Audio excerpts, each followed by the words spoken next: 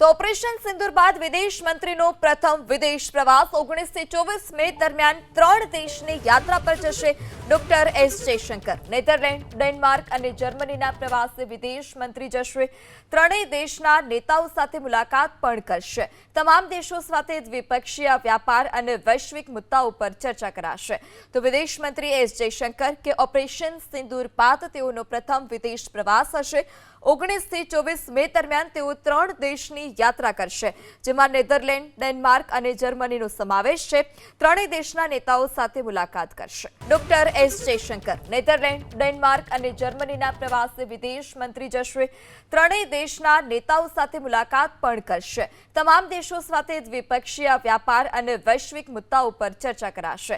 તો વિદેશ મંત્રી એસ જયશંકર કે ઓપરેશન સિંદૂર બાદ તેઓનો પ્રથમ વિદેશ પ્રવાસ હશે। 19 થી 24 મે દરમિયાન તેઓ 3 દેશની યાત્રા કરશે, જેમાં નેધરલેન્ડ, ડેનમાર્ક અને જર્મનીનો સમાવેશ છે। ત્રણેય દેશના નેતાઓ સાથે મુલાકાત કરશે।